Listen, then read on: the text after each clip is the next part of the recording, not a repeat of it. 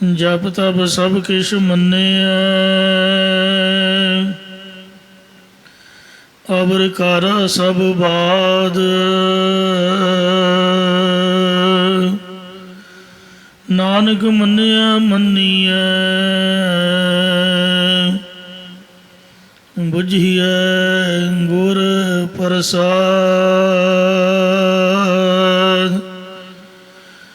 जप तप सब किश मन्निया,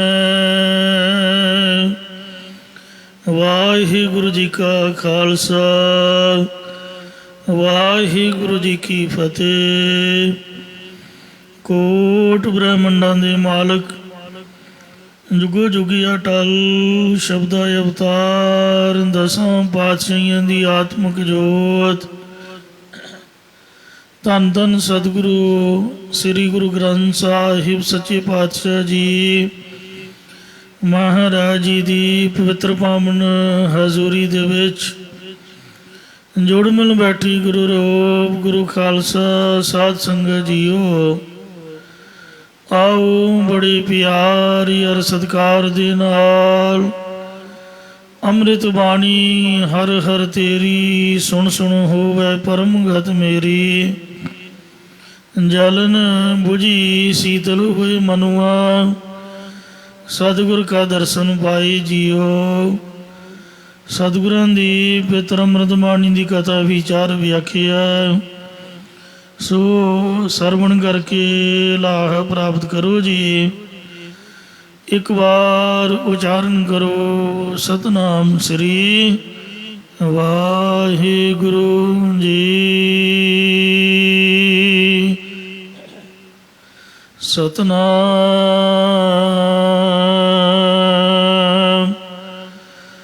श्री वाहिगुरु जी।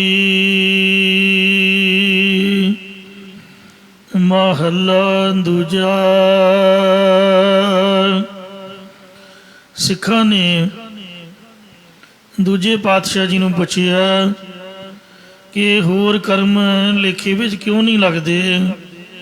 तां गुरु साहब रामकली दी पहली वार विच 14वीं पौड़ी तो पहला ये पावन महला उच्चारण करके गुरसिखां नूं उपदेश की बख्शिश इंज कर रहे हैं कि जिहड़े वाहिगुरु परमात्मा का नाम मनण तो बिना होर कर्म लेखे विच क्यों नहीं पैंदे। आओ प्यार नाल सुनो जी। जप तप सब किश मन्निया। सतगुरु महाराज साहब जी फरमान करते हैं कि गुरां दी उपदेश या परमेश्वर दे नाम दा मनन करन दे नाल ही जप तप आदਿਕ सारा कुछ सफला हुंदा है। जिमें सिफरां जिन्नियां मर्जी लिखी जाओ उन्हां दी कोई कीमत नहीं, पर जे सिफर लिखण तो पहला एका ला दिओ तो जिन्नियां भी सिफरां तुसीं पाओगे ਉਹਦੀ 10 गुना कीमत ਵਧਦੀ जाएगी। सिफर एडी करामाती है। इंज दान मुन प्रभु के नाम तो बगैर तो सिफर की तरह ने, पर जे एके की तरह वाहिगुरु नाम जपोगे तो ये जिन्ने जप तप दान पुन ये सब कुछ सफल होंदे ने। गुरां दा जो उपदेश है अवर कारा सब बाद।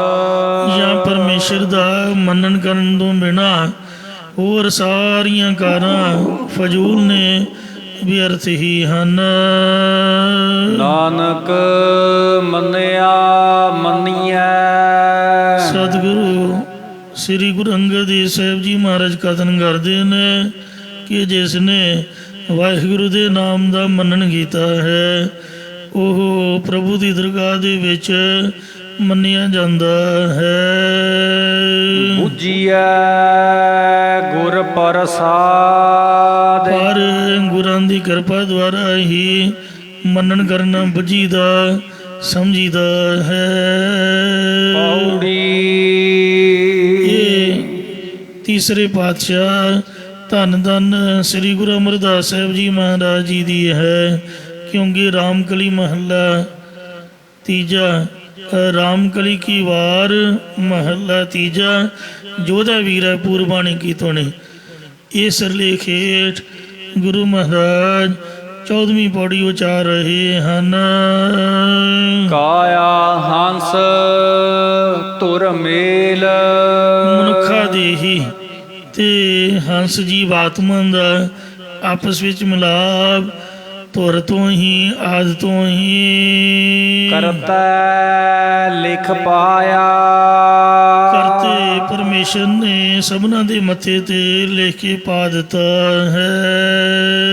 ਸਭ ਮਹਿ ਗੁਪਤ ਵਰਤਦਾ, ਉਹ ਪਰਮੇਸ਼ਰ ਸਾਰਿਆਂ ਦੇ ਵਿੱਚ ਤੂੰ ਹਿਰਦੇ ਗੁਪਤ ਵਸੈ, ਦਿਨ ਰਾਤੀ ਗੁਪਤ ਰੂਪ ਹੋ ਕੇ ਵਰਤ ਰਿਹਾ ਹੈ।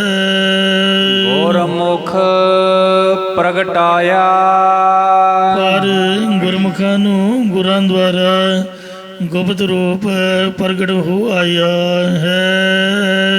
ਗੁਣ ਗਾਵੈ ਗੁਣ ਉਚਰੈ, ਗੁਰਮੁਖ ਜਨ ਪਰਮੇਸ਼ਰ ਦੇ ਗੁਣਾਂ ਨੂੰ ਕੀਰਤਨ ਰੂਪ ਦੇ ਵਿੱਚ ਗਾਉਂਦੇ ਨੇ, ਅਤੇ ਜੇ ਸੁਤੇ ਸਿੱਧ ਵੀ ਵਿਚਾਰ ਕਰਨ ਤਾਂ ਵੀ ਗੁਣਾਂ ਦਾ ਹੀ ਉਚਾਰਨ ਕਰਦੇ ਹਨ। ਇਸ ਪ੍ਰਕਾਰ ਗੁਣ ਗਾਵੈ ਗੁਣ ਉਚਰੈ, ਗੁਣਾਂ ਨੂੰ ਬਾਣੀ ਕਰਕੇ ਉਚਰਦੇ ਨੇ ਤੇ ਉਹਨਾਂ ਦਾ ਮਨ ਪਰਮੇਸ਼ਰ ਦੇ ਗੁਣਾਂ ਵਿੱਚ ਹੀ ਹਰ ਵਕਤ। ਸੋ ਮਹਾਰਾਜ ਕਹਿੰਦੇ ਨੇ, ਗੁਣ ਮਾਹੇ ਸਮਾਇਆ, ਹਰ ਵਕਤ ਗੁਣਾਂ ਵਿੱਚ ਹੀ ਉਹਨਾਂ ਦਾ ਮਨ ਸਮਾਇਆ ਕਹੀਏ ਮਿਲਿਆ ਰਹਿੰਦਾ ਹੈ। ਜਾਂ ਉਹ ਗੁਣੀ ਪਰਮੇਸ਼ਰ 'ਚ ਸਮਾ ਜਾਂਦੇ ਨੇ, ਜਾਂ ਉਹਨਾਂ ਦਾ ਮਨ ਪਰਮੇਸ਼ਰ ਦੇ ਗੁਣ ਗਿਆਨ ਜਾਂ ਪ੍ਰੇਮ ਰੂਪੀ ਗੁਣ ਵਿੱਚ ਸਮਾ ਜਾਂਦਾ ਹੈ। ਸੱਚੀ ਬਾਣੀ ਸੱਚ ਹੈ, ਸਤਿਗੁਰਾਂ ਦੀ ਸੱਚੀ ਬਾਣੀ ਹੈ ਤੇ ਗੁਰਾਂ ਦਾ ਉਪਦੇਸ਼ ਵੀ ਸੱਚਾ ਹੈ। ਸੱਚ ਮੇਲ ਮਿਲਾਇਆ, ਸੱਚ ਨਿਸ਼ਚੈ ਕਰਕੇ ਗੁਰਾਂ ਦੀ ਸੱਚੀ ਬਾਣੀ ਹੈ। ਜਿਨ੍ਹਾਂ ਨੇ ਸ਼੍ਰਵਣ ਮੰਨਣ ਕੀਤੀ ਹੈ, ਉਹਨਾਂ ਨੂੰ ਸੱਚੇ ਸਰੂਪ ਦੇ ਮੇਲ ਵਿੱਚ ਸਤਿਗੁਰਾਂ ਨੇ ਮਿਲਾ ਦਿੱਤਾ। ਆਪਦੀ ਬਾਣੀ ਦੇ ਦੁਆਰਾ ਬਾਣੀ ਨੇ ਮਿਲਾਇਆ ਹੈ।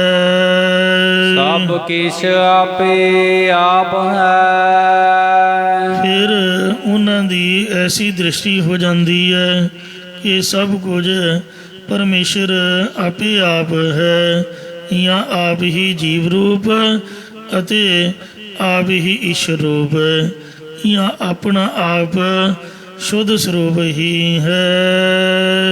ਆਪੇ ਦੇ ਵਡਿਆਈ, ਹਰ ਆਪ ਹੀ ਬ੍ਰਹਮ ਵਿਦਿਆ ਭਗਤੀ ਕਰਨ ਦੀ ਵਡਿਆਈ ਬਖਸ਼ ਦਿੰਦਾ ਹੈ।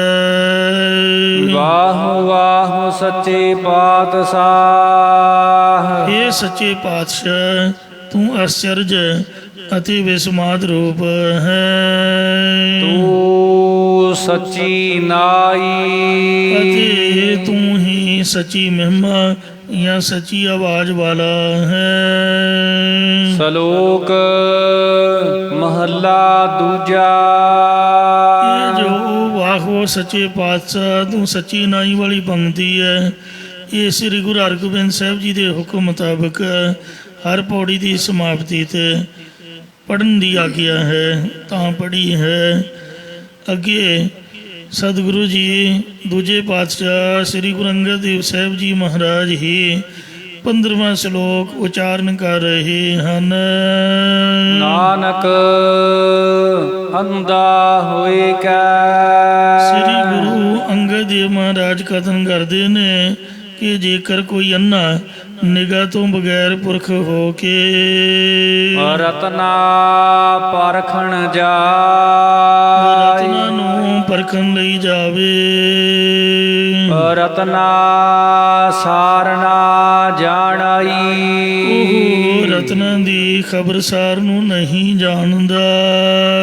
ਆਵੈ ਆਪ ਲਖਾ ਪਰ ਆਪਣੇ ਆਪ ਨੂੰ ਜਨਾ ਕਰਕੇ ਆਉਂਦਾ ਹੈ। ਭਾਵ ਉਸ ਪੁਰਖ ਬਾਰੇ ਲੋਕਾਂ ਨੂੰ ਪਤਾ ਲੱਗ ਜਾਂਦਾ ਕਿ ਇਹ ਅੰਨਾ ਹੈ।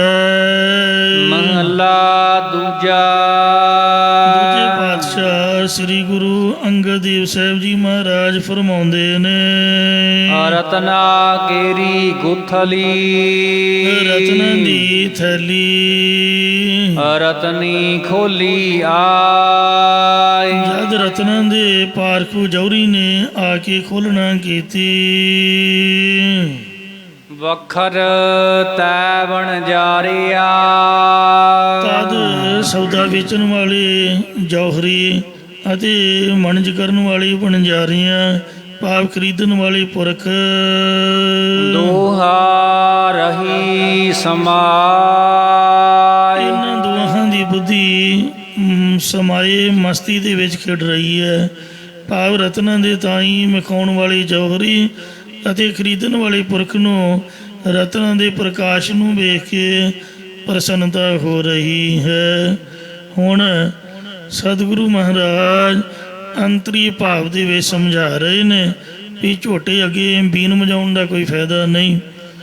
ਇਉਂ ਮਹਾਰਾਜ ਫਰਮਾਉਂਦੇ ਵੀ ਜਿਹੜੇ ਲੋਕ ਅੰਨੇ ਨੇ ਉਹਨਾਂ ਨੂੰ ਭਾਵੇਂ ਜਿੰਨਾ ਮਰਜ਼ੀ ਗਿਆਨ ਧਿਆਨ ਸੁਣਾਈ ਜਾਓ, ਉਹਨਾਂ ਅੰਨੀ ਦੇਰ ਨਹੀਂ ਰਹਿਣਾ ਹੈ। ਸ਼ਲੋਕ ਮਹਲਾ ਦੂਜਾ ਦੂਜੇ ਪਾਤਸ਼ਾਹ ਸ੍ਰੀ ਗੁਰੂ ਅੰਗਦ ਦੇਵ ਮਹਾਰਾਜ ਫਰਮਾਨ ਕਰਦੇ ਵੀ ਸਿਰ ਖਪਾਈ ਨਾ ਕਰੋ, ਆਪਦੀ ਮਾਲਾ ਫੜੋ ਤੇ ਸਤਿਨਾਮ ਵਾਹਿਗੁਰੂ ਕਰੀ ਜਾਓ। ਇਹੋ ਜਿਹੇ ਲੋਕਾਂ ਦੇ ਪਿੱਛੇ ਨਾ ਪਵੋ। ਨਾਨਕ ਅੰਧਾ ਹੋਏ ਕਾ ਜਿਹੜਾ ਬੰਦਾ ਹੈ ਹੀ ਅੰਨਾ, ਮਤਲਬ ਕਹਿਣ ਦਾ ਵੀ ਜਿਨ੍ਹਾਂ ਦੇ ਪ੍ਰਤੱਖ ਅੱਖਾਂ 'ਚ ਨਿਗਾਹ ਨਹੀਂ ਹੈ, ਇਹ ਉਹਨਾਂ ਨੂੰ ਆਪਾਂ ਮਖੌਲ ਨਹੀਂ ਕਰ ਰਹੇ।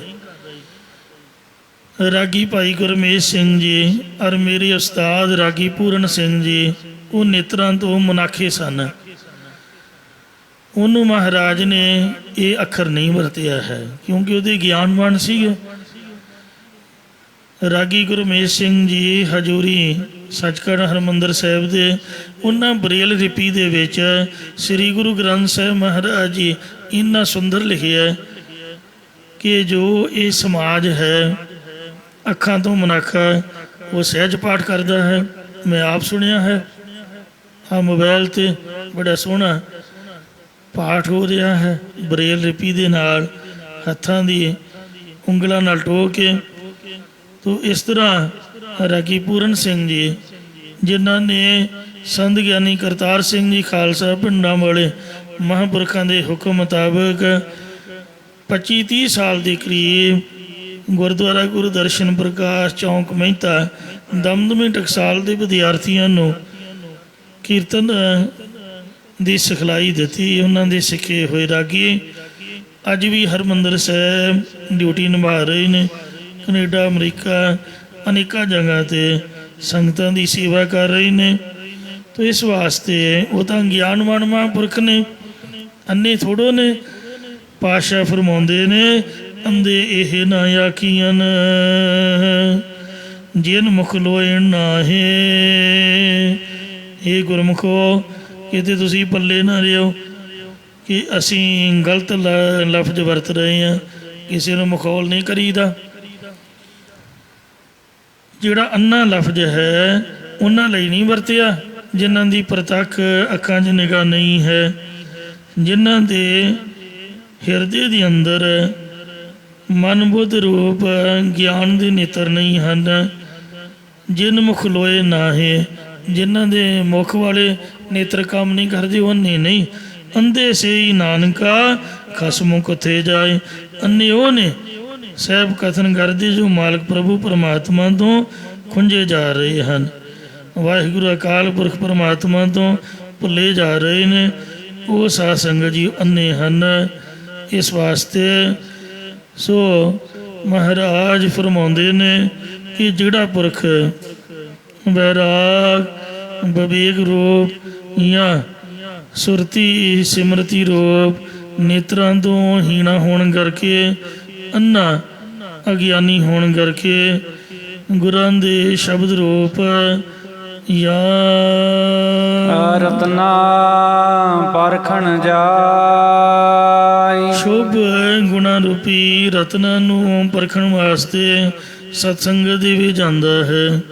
ਉਹ ਗੁਰਾਂ ਦੇ ਸ਼ਬਦ ਜਾਂ ਸ਼ੁਭ ਗੁਣਾ ਰੂਪੀ ਰਤਨ ਦੀ ਉੱਕਾ ਹੀ ਖਬਰਸਾਰ ਨੂੰ ਨਹੀਂ ਜਾਣਦਾ, ਪਰ ਉਹ ਸਤਸੰਗੀਆਂ ਦੇ ਵਿੱਚ ਆਪਣਾ ਅਗਿਆਨ ਗੁਣਾ ਜਣਾ ਆਉਂਦਾ ਹੈ।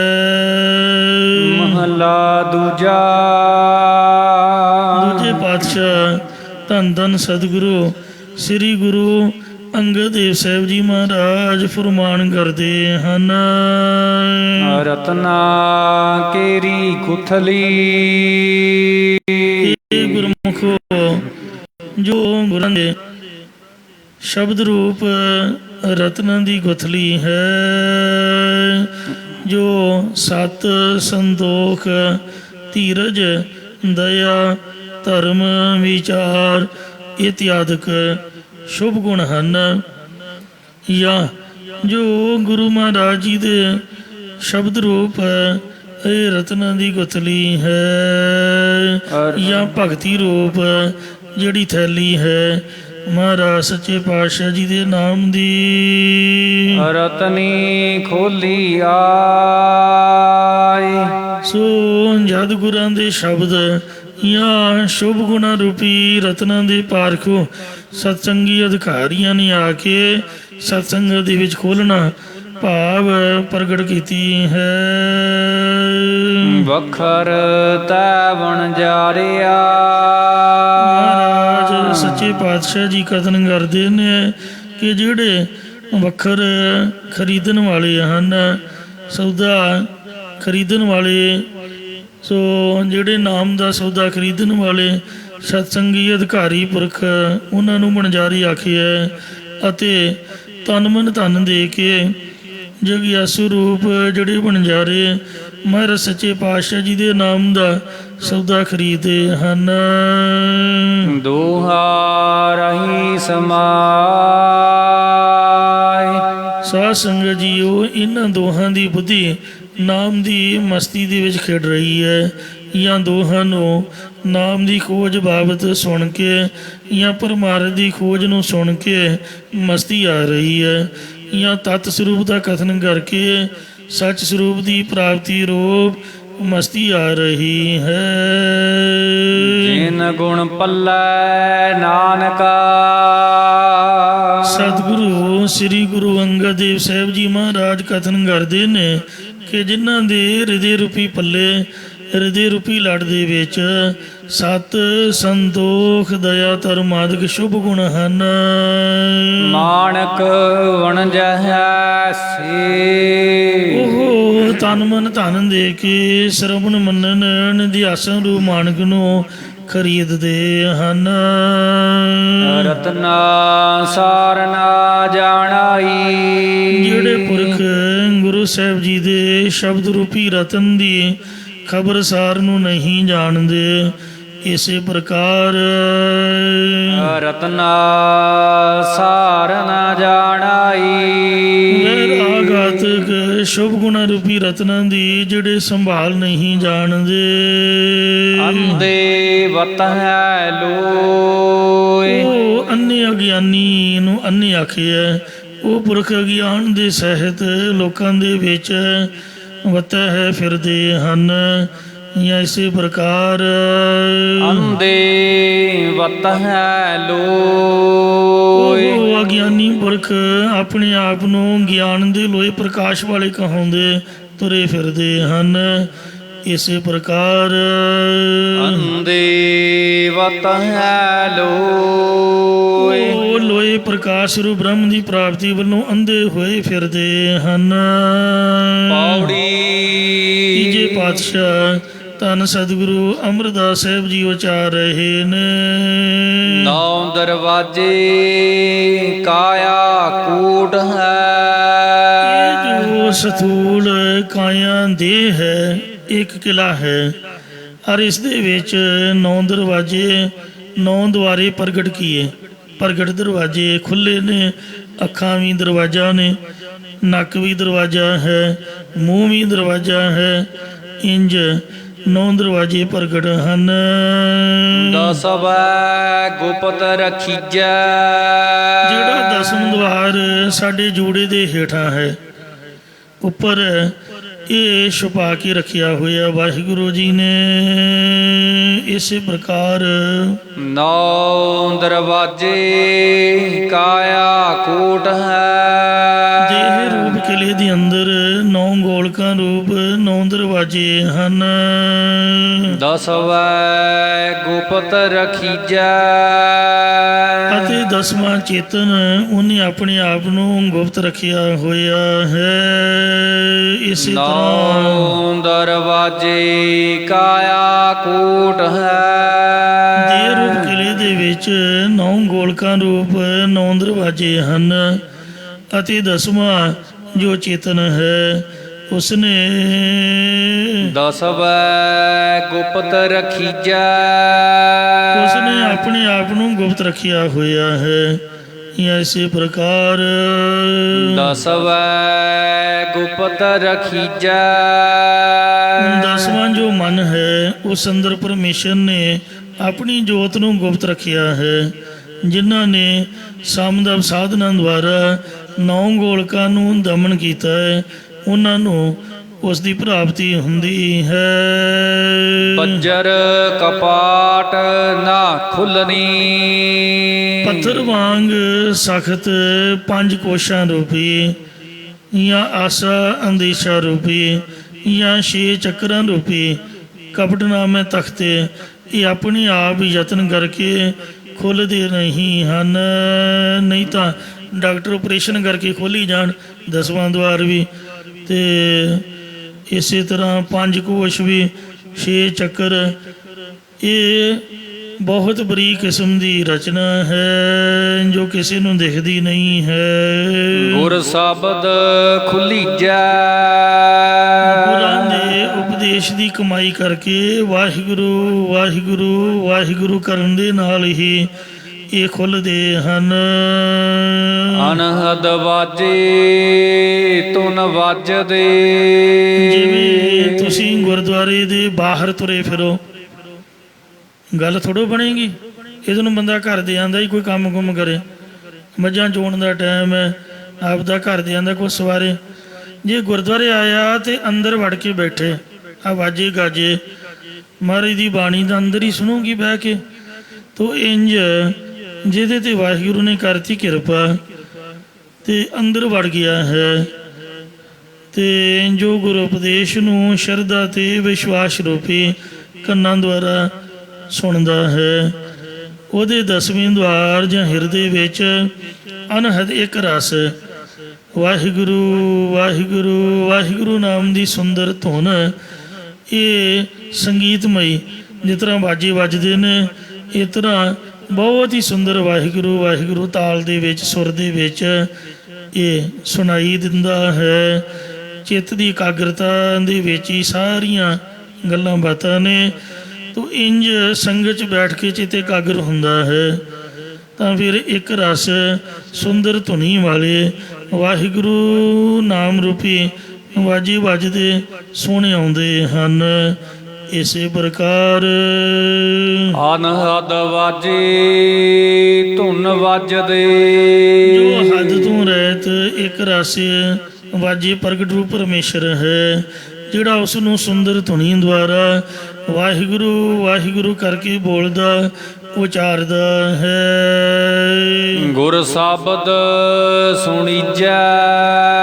ਗੁਰੂ ਉਪਦੇਸ਼ ਦੁਆਰਾ ਬ੍ਰਹਮ ਸਰੂਪ ਦੀ ਪ੍ਰਾਪਤੀ ਵਾਲੀ ਗੁਪਤੀ ਬਾਣੀ ਨੂੰ ਸ਼ਰਧਾ ਤੇ ਵਿਸ਼ਵਾਸ ਰੂਪ ਕੰਨਾਂ ਦੁਆਰਾ ਸੁਣਦਾ ਹੈ।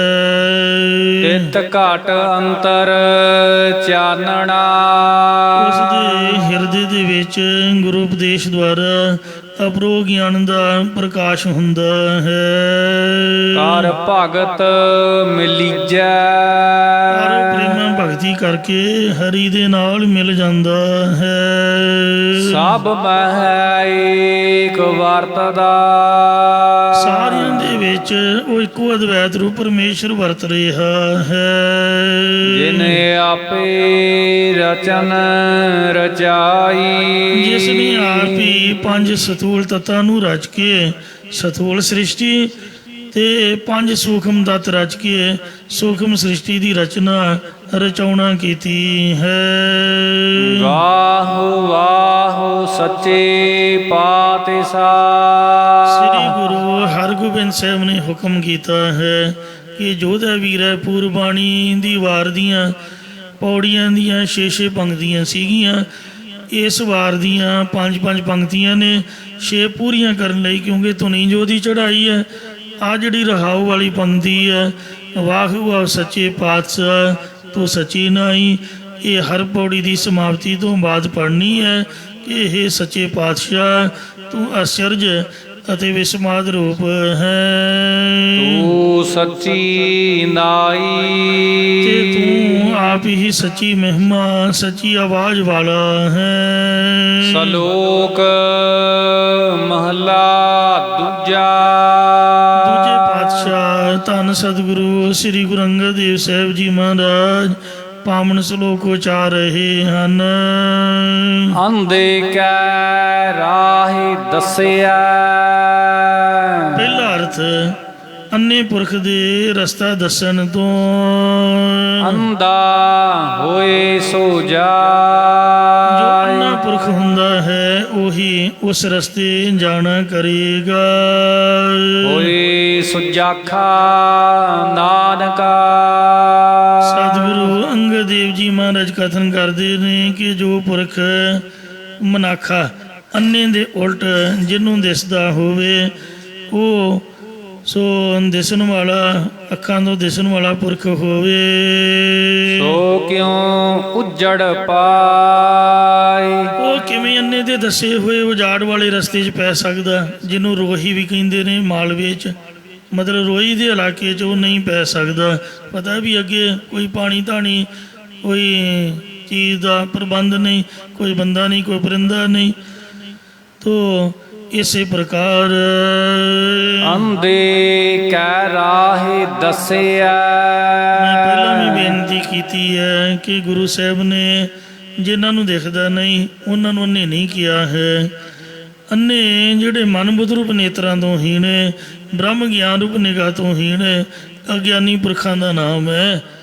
ਉਹ ਦੁਨਿਆਵੀ ਵਿਹਾਰਾਂ ਰੂਪੀ ਉਹਨਾਂ ਦੀ ਰਸਤਾ ਦੱਸਣ ਤੋਂ, ਭਾਵ ਉਪਦੇਸ਼ ਦੇਣ ਤੋਂ। ਅੰਧਾ ਹੋਏ ਸੋ ਜਾ। ਜੋ ਆਪ ਗਿਆਨ ਰੂਪੀ ਨਿਗਾਹ ਤੋਂ ਹੀਣਾ ਗਿਆਨੀ ਬੇਸਮਝ ਹੁੰਦਾ ਉਹੀ ਜਾਂਦਾ ਹੀ ਨਾ, ਭਾਵ ਉਹੀ ਉਸ ਅਗਿਆਨੀ ਦੇ ਉਪਦੇਸ਼ ਨੂੰ ਧਾਰਦਾ ਹੈ। ਮੈਨੂੰ ਤਾਂ ਜੇ ਕੋਈ ਸਲਾਹ ਦੇਵੇ, ਸੱਚੀ ਗੱਲ ਹੈ, ਕਵੇ ਨਾ ਵੀ ਤੁਹਾਡਾ ਵੀਜ਼ਾ ਲਵਾ ਦਿੰਦੇ ਬਾਹਰ ਕੈਨੇਡਾ ਅਮਰੀਕਾ, ਉਹਨੂੰ ਪਹਿਲਾਂ ਇਹ ਕਹੀਦਾ ਵੀ ਤੂੰ ਜਾ, ਪਹਿਲਾਂ ਤੂੰ ਤਾਂ ਇੱਥੇ ਭੁੱਖਾ ਮਰਦਾ ਹੈ, ਤੂੰ ਸਾਨੂੰ ਕੀ ਭੇਜੂਗਾ। ਸਤਿ ਸ੍ਰੀ ਅਕਾਲ, ਆਪਦਾ ਕੰਮ ਕਰ। ਦੁਨੀਆ ਹੱਥਾਂ 'ਤੇ ਹੱਥ ਮਾਰ ਕੇ ਲੁੱਟਦੀ ਪਈ ਹੈ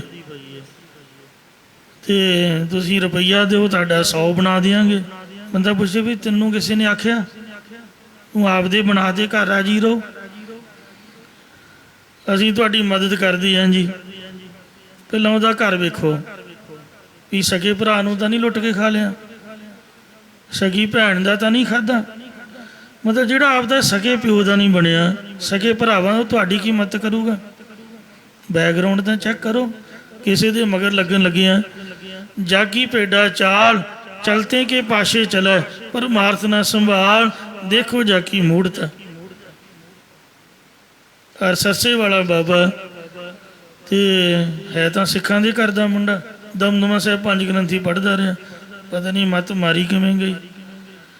ਤੇ ਇਸ ਵਾਸਤੇ ਮਹਾਰਾਜ ਸੱਚੇ ਪਾਤਸ਼ਾਹ ਕਹਿੰਦੇ ਵੀ ਐਵੇਂ ਮਗਰ ਨਾ ਲੱਗੋ ਭਾਈ ਗੁਰਮੁਖੋ।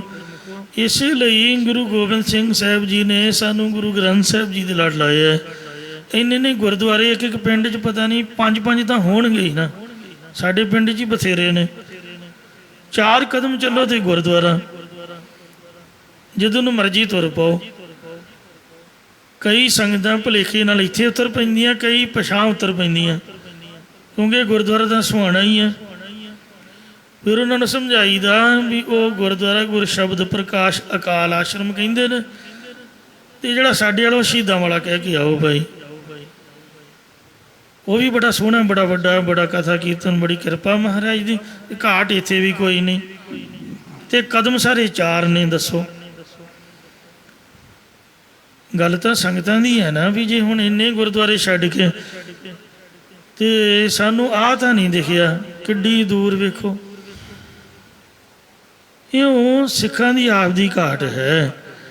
ਮਹਾਰਾਜ ਕਹਿੰਦੇ ਨੇ ਕਿ ਜਿਹੜਾ ਅੰਨਾ ਪੁਰਸ਼ ਰਸਤਾ ਦੱਸਣ ਵਾਲਾ ਗਿਆਨੀ ਹੈ, ਬੇਸਮਝਿਆ ਗਿਆਨੀ ਪੁਰਖ ਹੀ ਉਹਦੇ ਮਗਰ ਲੱਗੂਗਾ।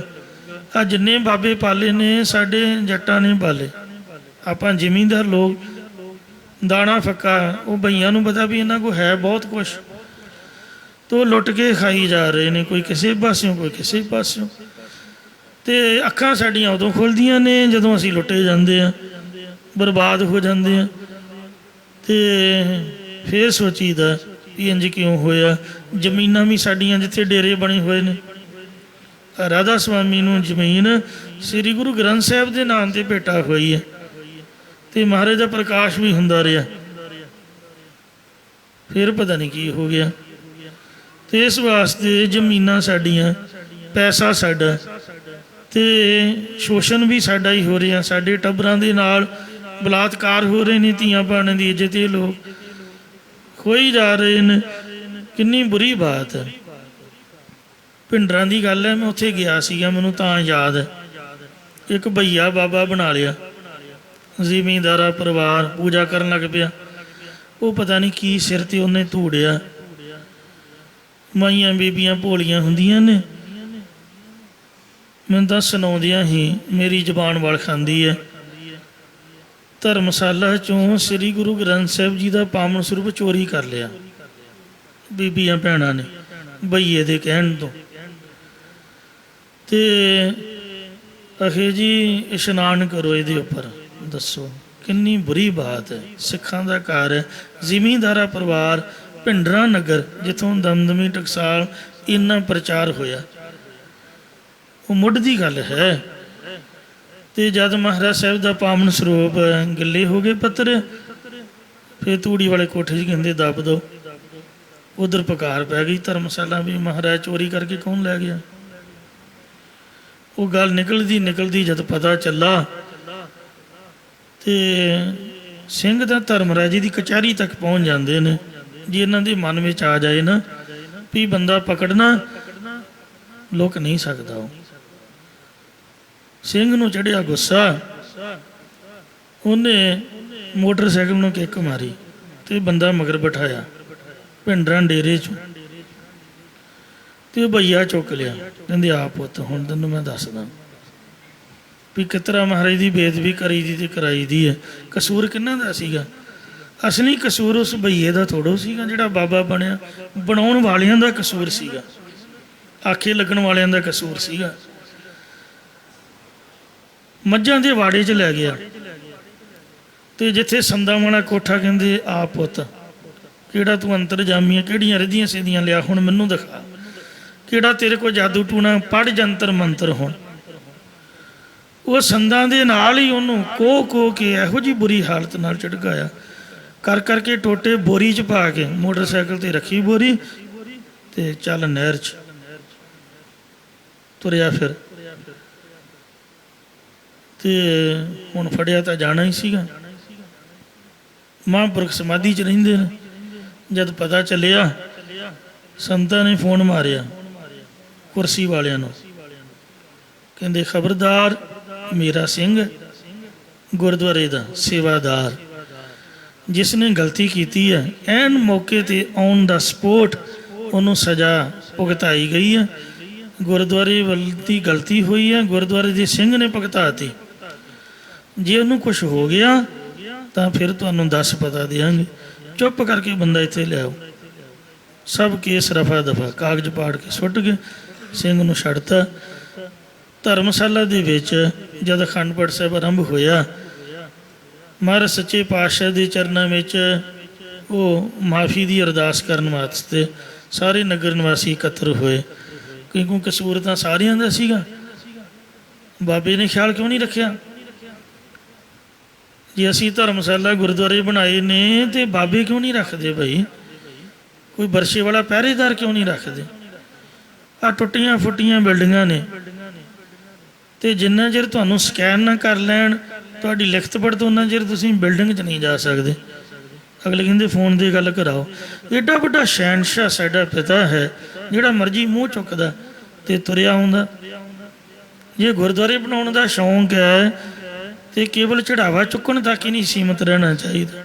ਖਿਆਲ ਵੀ ਰੱਖੋ, ਸਹਿਜ ਪਾਠ ਪ੍ਰਾਰੰਭ ਹੋਵੇ, ਨਾਲੇ ਸਾਰੇ ਪਿੰਡ ਵਾਲੇ ਗੁਰਮੁਖ ਮਿਲ ਕੇ ਪਾਠ ਕਰੀ ਜਾਣ, ਜਾਂ ਵਾਹਿਗੁਰੂ ਵਾਹਿਗੁਰੂ ਕਰਦੇ ਚੌਰ ਕਰੀ ਜਾਣ, ਸੋਦੇ ਸੇ ਦੁਪਹਿਰਾ ਰਹੇ। ਪ੍ਰਸ਼ਾਦ ਵਾਲਾ ਰੁਮਾਲ ਹੀ ਕੁੱਤੇ ਨਹੀਂ ਛੱਡਦੇ, ਉਹਨੂੰ ਵੀ ਕੋਈ ਝਿੜਕਣ ਵਾਲਾ ਨਹੀਂ ਹੈ, ਜਿੱਧਰ ਮਰਜ਼ੀ ਤੁਰੇ ਫਿਰ। ਘੱਟੋ ਘੱਟ ਪ੍ਰਸ਼ਾਦ ਵਾਲਾ ਬੰਦਾ ਅੰਦਰ ਬੈਠੇ। ਸੋ ਰਾਹੋ ਵਿਚਾਰ, ਇਹੋ ਜਿਹੇ ਅੰਨੇ ਲੋਕ ਨੇ ਜਿਨ੍ਹਾਂ ਨੂੰ ਆਪਾਂ ਨੇ ਪਾਲਿਆ। ਜੋ ਕਿਹਾ ਸੋ ਮਗਰ ਲੱਗ ਗਏ।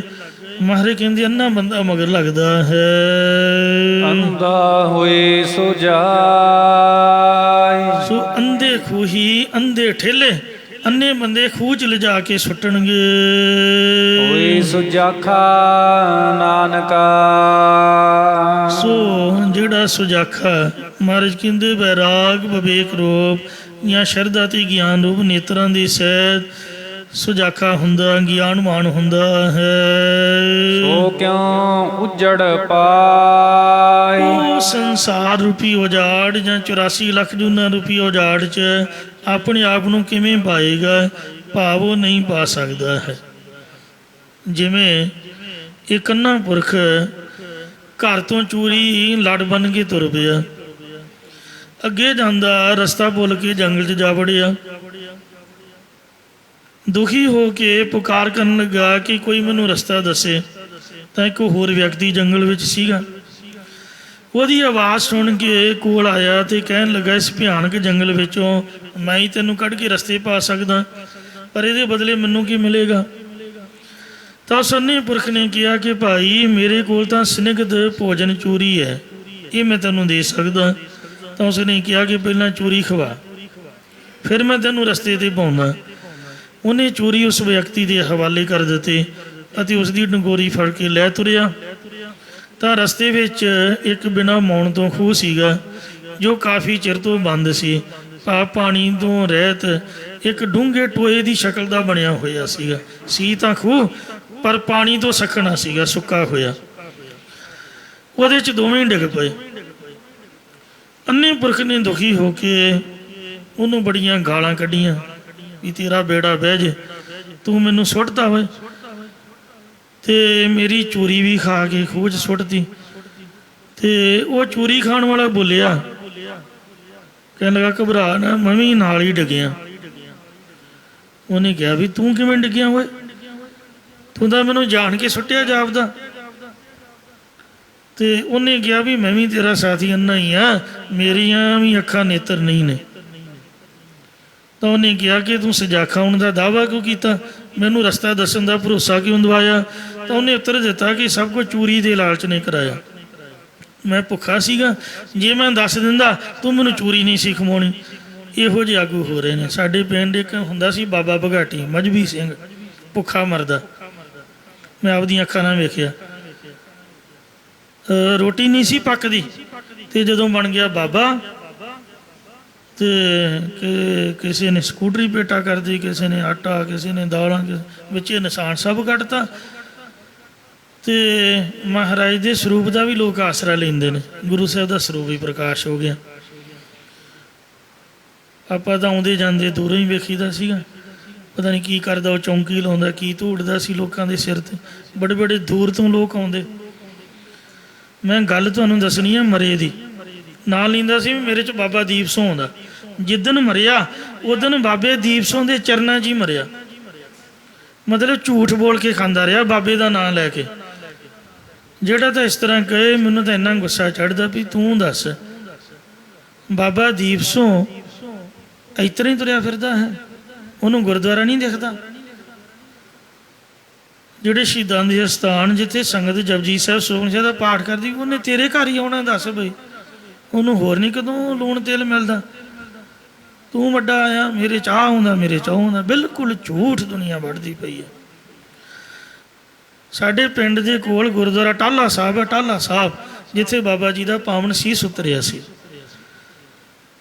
ਹੁਣ ਹੀ ਉੱਥੇ ਲੈ ਕੇ ਗਈ ਵੀ ਚੱਲ ਪੁੱਤ ਤੈਨੂੰ ਦਿਖਾਉਂਦੇ ਹੁਣ ਬਾਬਾ।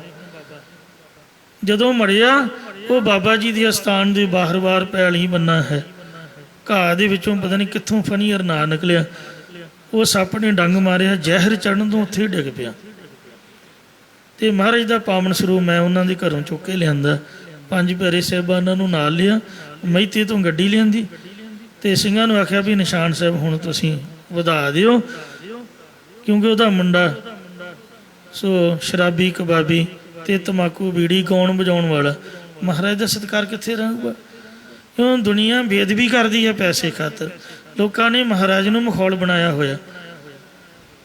ਜਿਹਨੂੰ ਮਰਜ਼ੀ ਪੁੱਛੋ, ਆਖੇ ਆ ਗਏ ਬਾਬੇ, ਕਾਹਤੋਂ? ਗੋਲਕ ਚੁੱਕਣ ਵਾਸਤੇ।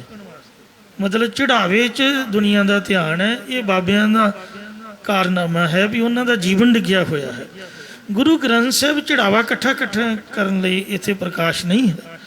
ਇਹ ਜਿਹੜਾ ਗੁਰਦੁਆਰਾ ਹੈ, ਇਹ ਦੁਨੀਆ ਕੋ ਪੂਜਾ ਕਰਾਉਣ ਦਾ ਸਾਧਨ ਨਹੀਂ ਬਣਾਇਆ ਮਹਾਰਾਜ ਨੇ ਵੀ ਲਿਆਓ ਪੈਸੇ ਦੇਈ ਜਾਓ, ਇਕੱਠੇ ਕਰੀ ਜਾਓ, ਘਰ ਨੂੰ ਲਿਜਾਈ ਜਾਓ, ਸਟੋਰਾਂ ਦੇ ਵਿੱਚ ਜਮ੍ਹਾਂ ਕਰੀ ਜਾਓ, ਆਪਦੀਆਂ ਕੋਠੀਆਂ ਕਾਰਾਂ ਲਈ ਜਾਓ, ਵੱਡੇ ਵੱਡੇ ਡੇਰੇ ਪੈਲੀਆਂ ਖਰੀਦੀ ਜਾਓ।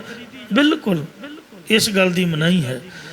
ਜੋ ਦੁਨੀਆ ਦੁਖੀ ਹੈ, ਤੁਸੀਂ ਵੇਖੋ ਸ੍ਰੀ ਹਰਿਕ੍ਰਿਸ਼ਨ ਤੇ ਆਈ ਹੈ, ਜਿਸ ਡਿੱਠੇ ਸਭ ਦੁੱਖ ਜਾਏ। ਆਵੇ ਕੋਈ ਬਾਬਾ ਮਾਂ ਦਾ ਲਾਲ, ਉਹ ਕਰੇ ਗੁਰੂ ਹਰਿਕ੍ਰਿਸ਼ਨ ਸਾਹਿਬ ਵਾਂਗ ਦੁਨੀਆ ਨੂੰ ਸੁਖੀ ਹੈ ਕੋਈ? ਜੇ ਕੋਈ ਹੋਵੇ ਤਾਂ ਆਵੇ ਨਾ। ਦੁਨੀਆ ਤਰਾ ਕਰਦੀ ਪਈ ਹੈ, ਕੋਈ ਸ਼ਕਤੀ ਦਿਖਾਵੇ ਤਾਂ ਸਹੀ, ਮੈਂ ਉਹਦੇ ਪੈਰ ਧੋ ਕੇ ਪੀਊਂਗਾ, ਸੁਖੀ ਕਰਕੇ ਦਿਖਾਏ। ਇਹੀ ਪ੍ਰਚਾਰ ਹੋ ਰਿਹਾ ਭਾਈ, ਬਾਣੀ ਬੜੋ ਨਾਮ ਜਪੋ। ਖੁਦ ਆਪ ਕਰਨਾ ਪਊਗਾ ਤੇ ਅਰਦਾਸ ਮਹਾਰਾਜ ਦੇ ਚਰਨਾਂ 'ਚ ਪ੍ਰਵਾਨ ਹੋਊਗੀ। ਤੇ ਇਸ ਵਾਸਤੇ ਇਹ ਚੜਾਵੇ ਦਾ ਸਾਧਨ ਨਹੀਂ। ਦੁਨੀਆ ਦੀ ਬਿਪਤਾ ਕੱਟਦੇ ਨੇ ਮਹਾਰਾਜ, ਆਪ ਦਾ ਸੀਸ ਭੇਟਾ ਕਰਕੇ ਦਿੱਲੀ ਦੇ ਚਾਂਦਨੀ ਚੌਂਕ ਦੇ ਵਿੱਚ ਹਿੰਦੂ ਧਰਮ ਨੂੰ ਬਚਾਉਂਦੇ ਨੇ। ਦੇਸ਼ ਲੁੱਟਿਆ ਜਾ ਰਿਹਾ ਹੈ, ਦੁਨੀਆ ਕੋਈ ਜਾ ਰਹੀ ਹੈ ਤੇ ਬਾਬੇ ਆਪ ਦੇ ਏਸੀ ਕਮਰਿਆਂ 'ਚ ਨਜ਼ਾਰੇ ਲੈ ਰਹੇ ਨੇ।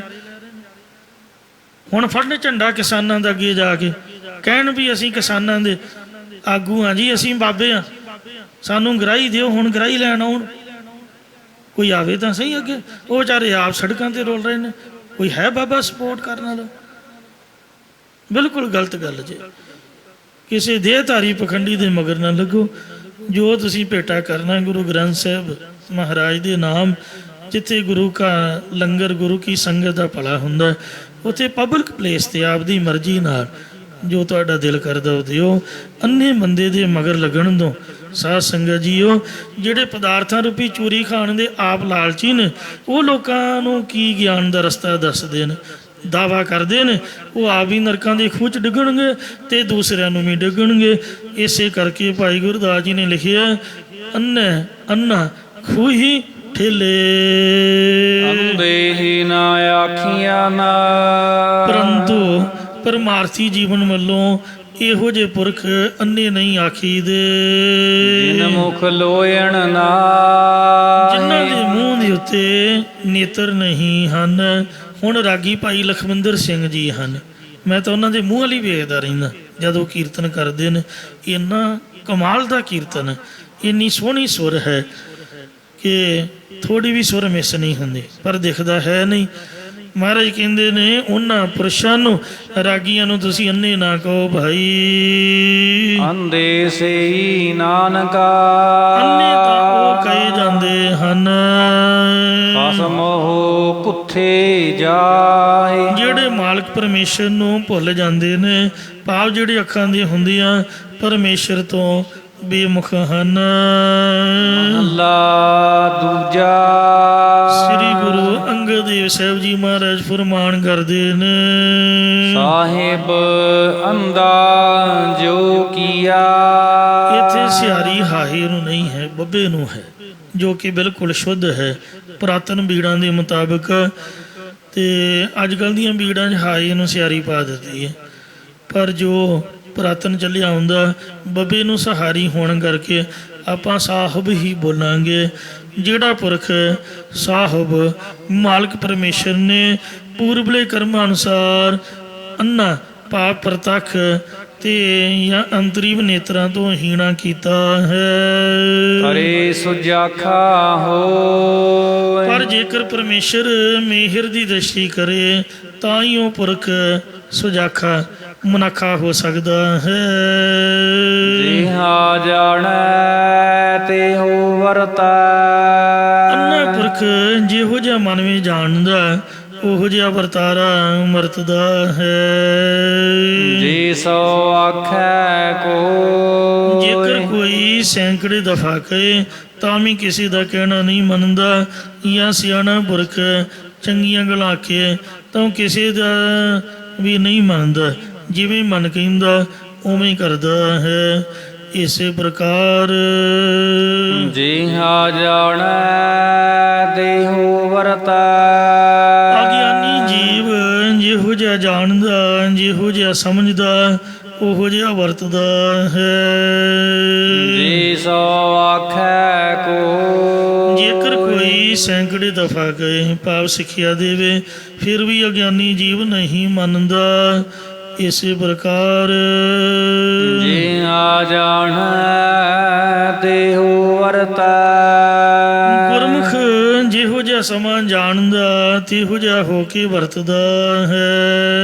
ਜੇ ਸੋ ਆਖੈ ਕੋ। ਜੇਕਰ ਕੋਈ 100 ਦਫਾ ਕਹੇ ਤਾਂ ਕਿਸੇ ਵੀ ਮਨਮੁਖ ਦਾ ਉਹ ਕਹਿਣਾ ਨਹੀਂ ਮੰਨਦਾ ਹੈ।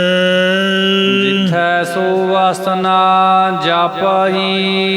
ਜਿੱਥੇ ਸਤ ਸੰਗਤ ਦੇ ਵਿੱਚ ਆਤਮਿਕ ਆਨੰਦ ਰੂਪੀ ਵਸਤੂ ਹੈ ਉਸ ਵਸਤੂ ਨੂੰ ਜਾਣਦਾ ਹੀ ਨਹੀਂ ਹੈ। ਆਪੇ ਵਰਤਾਉ ਜਾਣਾ। ਉਹ ਆਪ ਹੀ ਗਿਆਤਾ ਗੇ ਹੋ ਕੇ ਵਰਤਦਾ ਫਿਰਦਾ ਹੈ। ਇਸੇ ਪ੍ਰਕਾਰ ਜਿਥੈ ਸੋ ਵਾਸਨਾ ਜਾਪਈ। ਜਿੱਥੇ ਅਸਲੀ ਵਸਤੂ ਜਾਣੀ ਦੀ ਨਹੀਂ ਉਥੇ ਅਣਜਾਣ ਪੁਰਖ ਆਪੇ ਵਰਤਾਉ ਜਾਣਾ। ਆਪਣੀ ਮਤ ਅਨੁਸਾਰ ਵਰਤਦਾ ਹੈ। ਜਿਵੇਂ ਉਹ ਜਾਣਦਾ ਹੈ ਉਹ ਅਣਜਾਣ।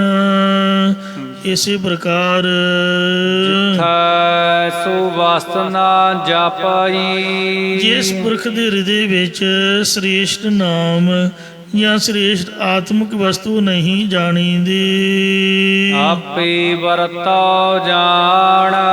ਉਥੇ ਜਾਣਨਾ ਕਰੋ ਕਿ ਆਪਾ ਭਾ ਵਰਤਦਾ ਹੈ। ਨਾਨਕ ਗਾਹਕ ਕਿਉ ਲਾਏ। ਸਤਿਗੁਰੂ ਅੰਗਦ ਦੇਵ ਸਾਹਿਬ ਜੀ ਮਹਾਰਾਜ ਫਰਮਾਉਂਦੇ ਨੇ ਕਿ ਉਹ ਖਰੀਦਦਾਰ ਜਗਿਆਸੂ ਅਧਿਕਾਰੀ ਹੋ ਕੇ ਪਰਮੇਸ਼ਰ ਨੂੰ ਕਿਵੇਂ ਲਵੇ, ਕਿਵੇਂ ਪ੍ਰਾਪਤ ਕਰੇ। ਸਕੈ ਨ ਵਾਸਤ ਪਛਾਣਾ। ਜਿਹੜਾ ਆਤਮਿਕ ਵਸਤੂ ਨੂੰ ਪਹਿਚਾਣਦਾ ਨਹੀਂ, ਪਹਿਚਾਣ ਨਹੀਂ ਸਕਿਆ, ਜਾਣ ਨਹੀਂ ਸਕਿਆ। ਮਹਲਾ ਦੂਜਾ। ਕਈ ਪੁਰਾਤਨ ਸਰੂਪਾਂ 'ਚ ਇੱਥੇ ਮਹਲਾ ਦੂਜਾ ਨਹੀਂ ਲਿਖਿਆ ਹੋਇਆ ਹੈ। ਸੋ ਕਿਉ ਅੰਧਾ ਆਖੀਐ।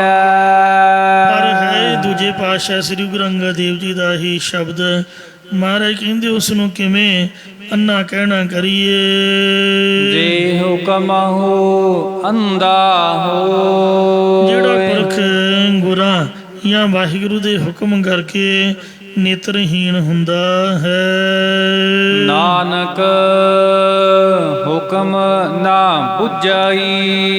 ਸਤਿਗੁਰੂ ਅੰਗਦ ਦੇਵ ਜੀ ਮਹਾਰਾਜ ਕਥਨ ਕਰਦੇ ਨੇ ਕਿ ਜਿਹੜਾ ਪੁਰਖ ਗੁਰਾਂ ਦੁਆਰਾ ਵਾਹਿਗੁਰੂ ਦੇ ਹੁਕਮ ਬਾਣੀ ਨੂੰ ਨਹੀਂ ਬੁੱਝਦਾ, ਨਹੀਂ ਸਮਝਦਾ। ਅੰਧਾ ਕਹੀਐ ਸੋਇ। ਉਸੇ ਨੂੰ ਹੀ ਅੰਨਾ ਕਹੀਦਾ ਹੈ। ਪੌੜੀ। ਇਹ ਤੀਜੇ ਪਾਤਸ਼ਾਹ ਸ੍ਰੀ ਗੁਰੂ ਅਮਰਦਾਸ ਸਾਹਿਬ ਜੀ ਉਚਾਰ ਰਹੇ ਹਨ।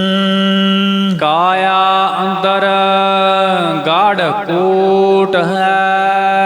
ਮਨੁੱਖਾ ਦੇ ਰੂਪ ਕਿਲੇ ਦੇ ਅੰਦਰ ਸੂਖਮ ਸਰੀਰ ਰੂਪ ਕਿਲਾ ਉਸਰਿਆ ਹੋਇਆ ਹੈ। ਇਸੇ ਪ੍ਰਕਾਰ ਕਾਇਆ ਅੰਦਰ ਗੜ ਕੋਟ ਹੈ ਸੂਖਮ ਸਰੀਰ ਰੂਪ ਕਿਲੇ ਦੇ ਚਾਰ ਛਪੇਰੇ ਸਤੂਲ ਸਰੀਰ ਰੂਪੀ ਕੋਟ ਹੈ। ਸਭ ਦੇ ਸੰਤਰ ਦੇਸਾ ਇਸ ਦੇ ਅੰਦਰ ਪਰਮੇਸ਼ਰ ਆਪ ਹੈ ਤੇ ਸਾਰੀਆਂ ਦੇਸ਼ਾਂ ਦੇਸ਼ਾਂਤਰਾਂ ਵਿੱਚ ਵੀ ਪਰਿਪੂਰਨ ਹੈ। ਇਸੇ ਪ੍ਰਕਾਰ ਸਭ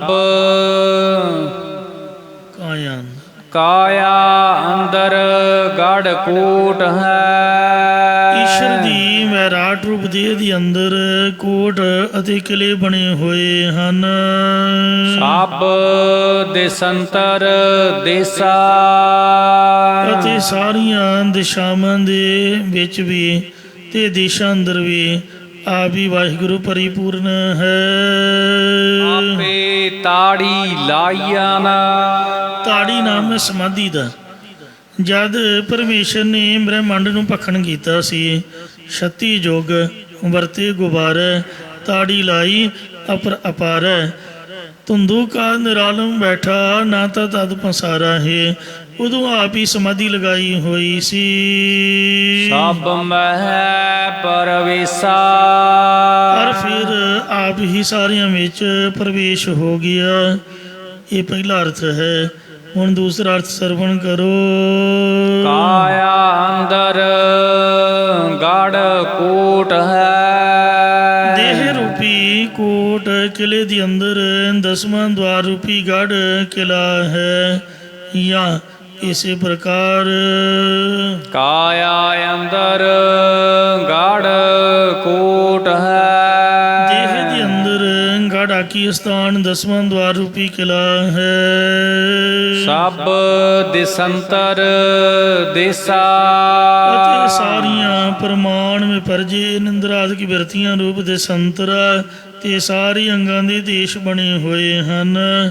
ਇਸੇ ਪ੍ਰਕਾਰ ਸਭ ਦਿਸੰਤਰ ਦੇਸਾ ਹਿਰਦਾ ਆਤਮਾ ਦੇਸਾ ਨਿਜ ਸਥਾਨ ਤੇ ਸਾਰੇ ਦੇਸ਼ਾਂਤਰ ਇੰਦਰੇ ਹਨ।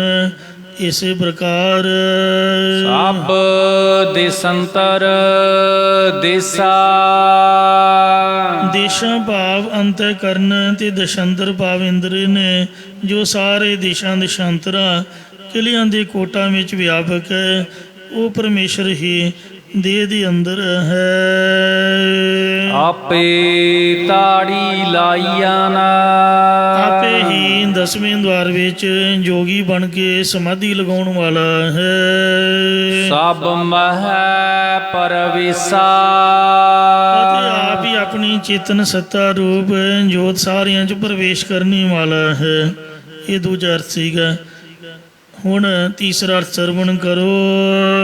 ਕਾਇਆ ਅੰਦਰ ਗੜ ਕੋਟ ਹੈ ਜਿਤਨਾ ਕਾਇਆ ਬੁੱਧੀ ਦੇ ਅੰਦਰ ਸੰਸਾਰ ਗੜ ਘੜਿਆ ਹੋਇਆ ਹੈ, ਇਹ ਸਾਰਾ ਅਗਿਆਨ ਦਾ ਕੋਟ ਕਿਲਾ ਹੈ। ਇਸੇ ਪ੍ਰਕਾਰ ਕਾਇਆ ਅੰਦਰ ਗੜ